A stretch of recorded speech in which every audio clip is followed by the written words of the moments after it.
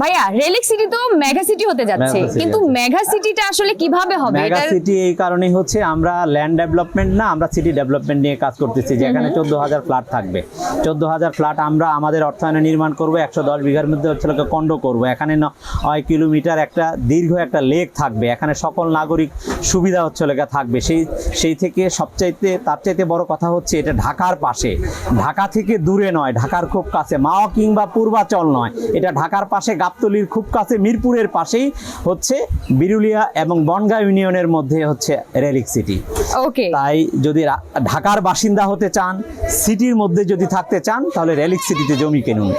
ওকে, relic সিটিতে কিন্তু আধুনিক যত রকমের সুযোগ সুবিধা থাকা দরকার, স্কুল, কলেজ, শপিং মল থেকে শুরু করে মাদ্রাসা, হসপিটাল, যা যা আসলে থাকা দরকার সব কিছুই কিন্তু একদম মানে পারফেক্টলি তারা করে যাচ্ছে।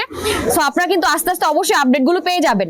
ওকে, সো অবশ্যই আরো রেলিক সিটি সম্বন্ধে জানতে হলে স্ক্রিন দেওয়া নাম্বারে যোগাযোগ করে কিন্তু জেনে নিতে হবে। এদের আপনি কিন্তু তাদের অফিস ভিজিট করতে পারেন, তাদের প্রজেক্টও ভিজিট করে নিয়ে নিতে পারেন।